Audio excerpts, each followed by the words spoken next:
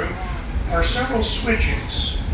And I'm going to let you in on a little secret. Sometimes when the engineer backs up his train, he can't see where he's going. Now, let not your heart be troubled. Of course, we have a way to carefully and safely conduct this business. So sometimes as we're backing up, the engineer is communicating with the conductor. The conductor is using a unit of measurement known as a train car. Well, a train car is about 60 to 70 feet, depending on the era of that particular car. And the communication might go somewhat like this. You have two car lengths, a car length and a half a car length, etc. If that communication point stops, the engineer will simply stop the train until there's clear communication, and that clear communication indicates there is somebody in the appropriate line of sight. Likewise, here and there, you're going to see train crew members using hand signals. Those hand signals will simply allow for that communication so they're not continually on the radio. So just keep your eyes peeled here and there, and you'll see that train crew working in tandem with one another so we can simply safely conduct the business that we need to conduct here.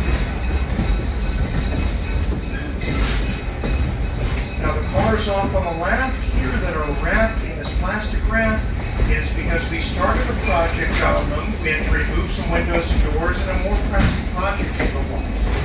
We don't have a lot of indoor storage, so that's keeping the weather elements out. Unfortunately, in our machine shop, we only currently have 5 full-time machinists working in our machine shop. Those gentlemen conduct a lot of different business to keep all of this equipment running. So the diesel electric that we are using for power today, they're keeping that running. The steam locomotive that we planned to use this morning and had some issues with its throttle, they also keep that running. Likewise, they do simple things like work on the brake rigging. Those are the hangers that the brakes hang off of for these cars. They adjust the brakes, etc. So they, metaphorically speaking, wear a lot of different hats. The supports that you see off on the left of the Mall Bridge, they architecturally mirror along with that bridge where the coal trestle was. So 100 years ago, a locomotive coming into our yard, after they worked on the roundhouse, they would fill its tender with some coal, and there were little chutes coming off of the coal trestle, and then there were several water towers, and that allowed them to put water into the tender, so it was also leaving with some fuel. By the way, they're backing up towards Bridge 60, the bridge that was directly up above you as you drove into our parking lot today. And once they get us up onto Bridge 60, they'll move a couple of switches, and that'll allow us to get us onto a set of trackage off on the left over by the mall siding. But what's also coming into view on the left-hand side are some of the more modern train cars. You see, we share this yard in this trackage with the Delaware Lackawanna. They're a short line freight company. So here and there we may see some of their engines, and we'll see some of their cars off on side tracks. It's called switching. So sometimes you might have some cars that are going in a specific direction, but you don't have a train that's going there yet. You put them off on a side track, waiting for that particular train that's going in the appropriate direction. Likewise, you need those cars in a specific order, depending on where you're dropping them off. So that's something that's carefully mapped out, typically today on a computer program with computer coding that has been placed into it. Well, folks, that computer coding comes from practice. 100 years ago, you didn't have a computer program. You had somebody that's using, think about this, pencil and paper to mark all of that. So that's where we get the computer coding and the concept of what order we need the cars in. So it's just something that we take for granted. Think about this, folks. 25% of packages today for part of their journey are delivered by rail. That's FedEx, UPS, and the United States Postal Service. So what that means is if a package is traveling from coast to coast, and it's not the express type of service, often those cars are passed from one railroad to another, almost like a baton relay. Well, most of us might not even think about that when that package arrives at our doorstep. That it traveled by rail, eventually was dropped off at a warehouse, and then a truck was engaged in delivering it to our house. Those are all expectations, when you think about it, folks, that were lined up over 100 years ago. And being over 100 years ago, probably longer than most of us have been on the planet here today.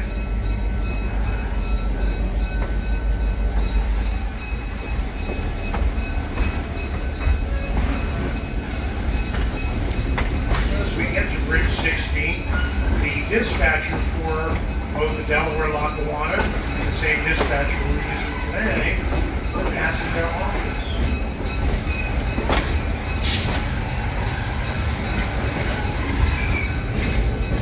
Those dispatchers are almost like air traffic control. They're looking at where various trains are along this particular system here.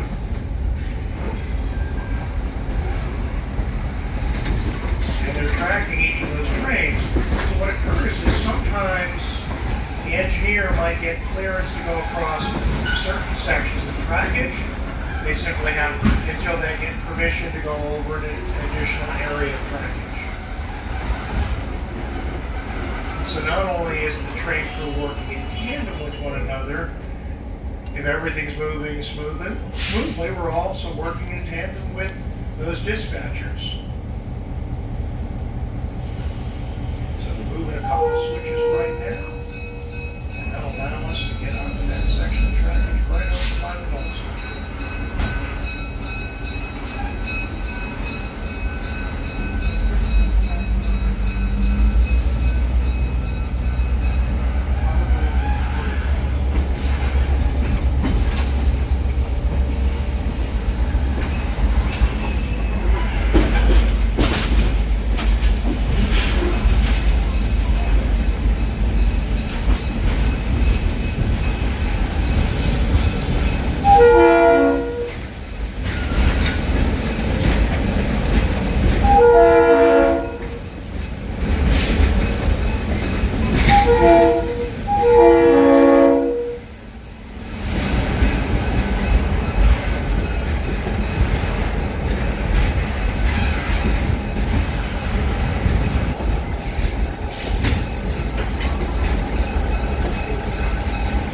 Train platform that we're passing by that's on the right here. For some of our longer excursions is where we depart from. As you can see, the trolley museum also utilizes it. That's where their trolleys depart from. They are a park partner, so we don't personally run the trolley museum.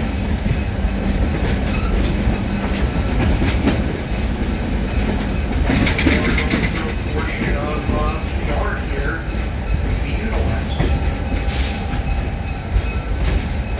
Now we're currently on trackage that's commonly utilized for freight. If we were here 100 years ago, there were a lot more tracks here in this yard. In fact, where Steamtown Mall is, off of my left, just beyond where these modern freight cars are, there was actually passenger trackage in passenger service here in Scranton up through the 90s. Off on the right-hand side, right beyond the Scranton Police Department, you'll see several buildings that the Delaware Lackawanna and West are utilized. Those particular buildings are now owned by the National Park Service, more and more appropriate safety American people. And that three-story building that our admin uses for the National Park Service was an administrative building and warehouse building for the Delaware Lackawanna and West.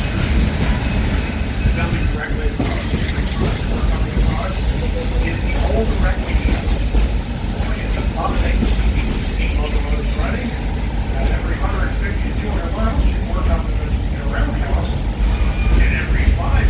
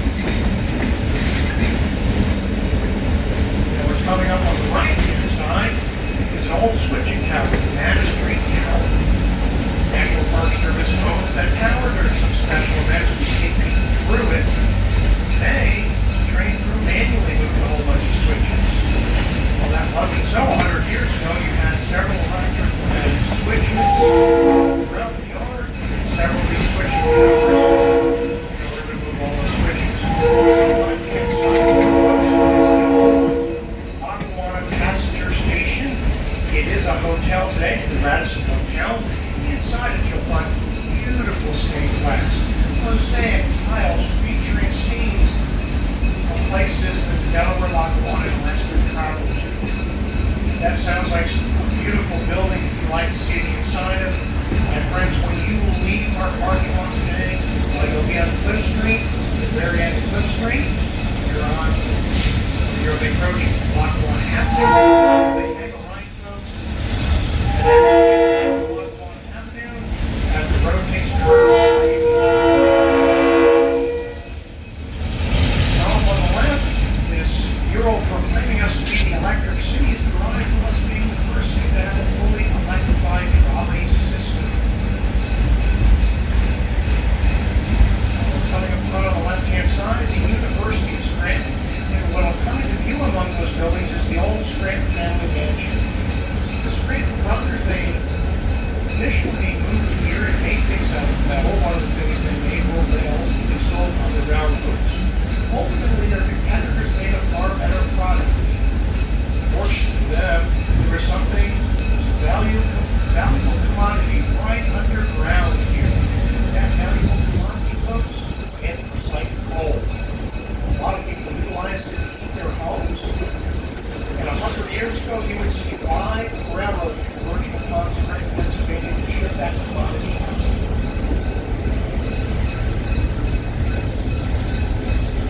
The decline of that industry began in the 1950s. Many people started doing things like aluminum. At the very end of the 1950s, there was a major mining disaster known as the Knox Mine Disaster. Several miners were mining under the Susquehanna River. They did not breathe enough of the ceiling. Water rushed in. Because most of these mines were interconnected, most of the shafts were flooded. And metaphorically speaking, this put the final nail in the coffin of an industry that was already on the decline. I'm often asked today, is anthracite coal still mined here in Lackawanna County? And the answer is yes, but on a much smaller scale. It's mined from the top as opposed to going into mine shafts. A lot of it is delivered locally.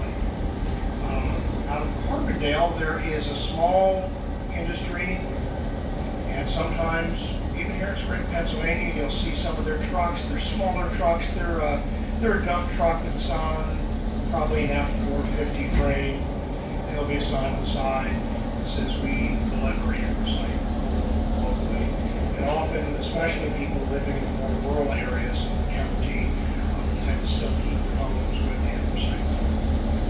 And it does give off a lot of heat.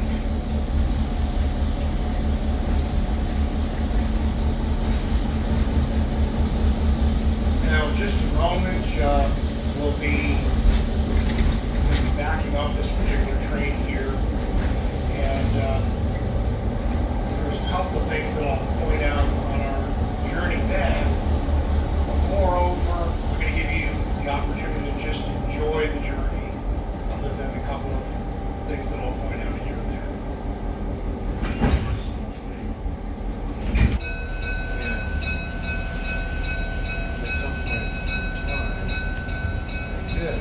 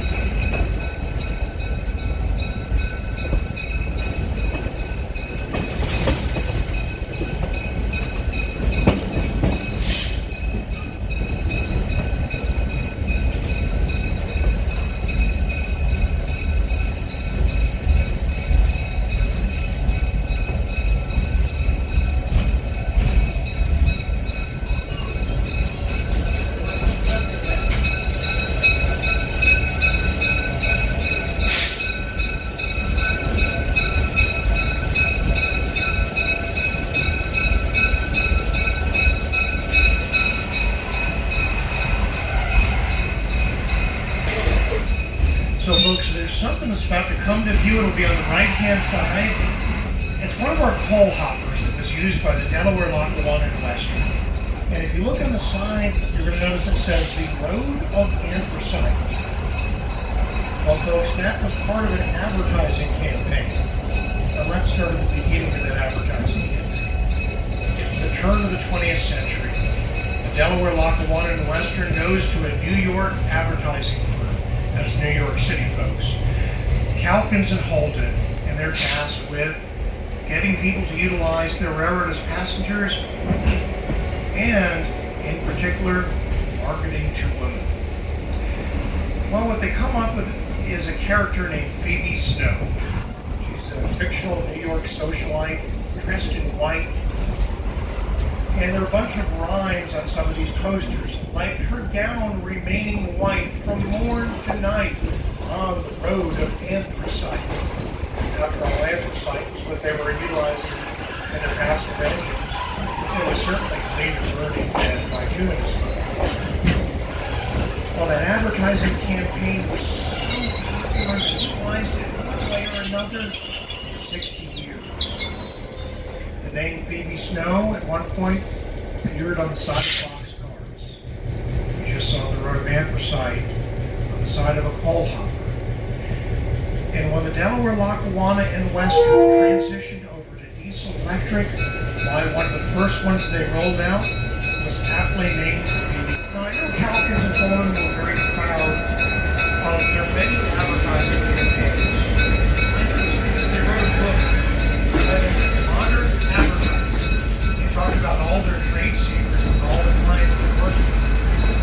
That book included 2 pages dedicated to the Lackawanna campaign. Yes, the book is still in print, and you just want to see it for free and see those 2 particular pages. You are in luck because Google has that you see those 2 pages.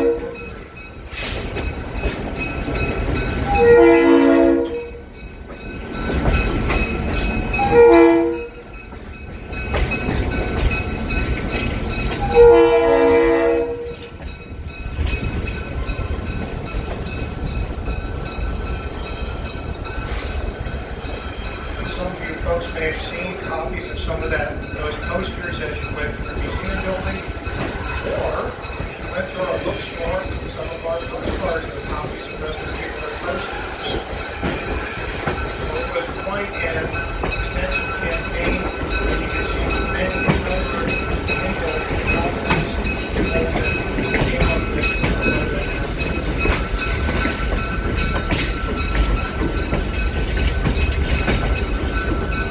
portions of our rail yard that they walk through, don't walk beyond any left size. They say authorized personnel only, and bear in mind it is an active rail yard. Short line freight comes to Delaware, Lackawanna, they come equipment to our yard.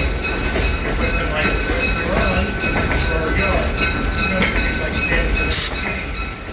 Well, one of the reasons I might encourage you to view a couple of things in our yard is that some of the locomotives that typically sit during the winter months in our roundhouse, we come in the summer months into our yard so that people may get a much closer look.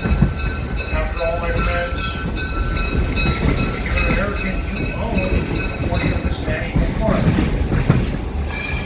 Congress has set it aside because they still, they feel that it tells the story of the steam locomotive and how it influenced American culture. These smaller concrete rings, folks, were retaining walls for diesel tanks, large metal diesel tanks. So if those diesel tanks ever leaked, fuel would be contained.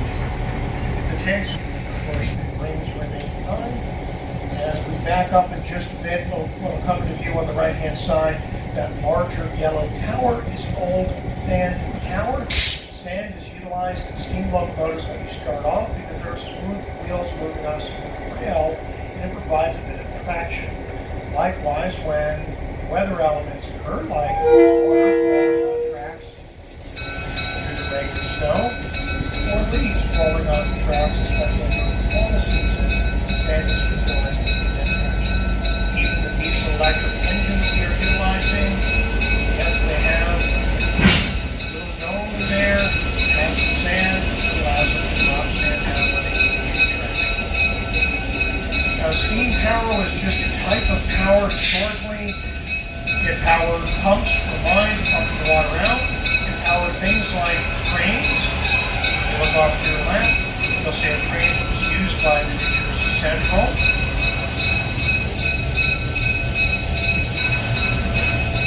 And as we back into the place where we started, we'll come to view on the left-hand side. It's a rotary snowplow from 1898. The Long Island Railroad utilized.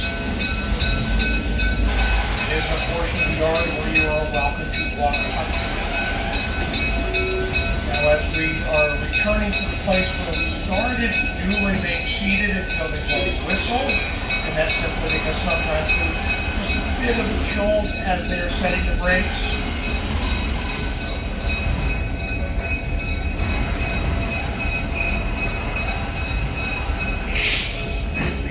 Thank you for joining us on this journey.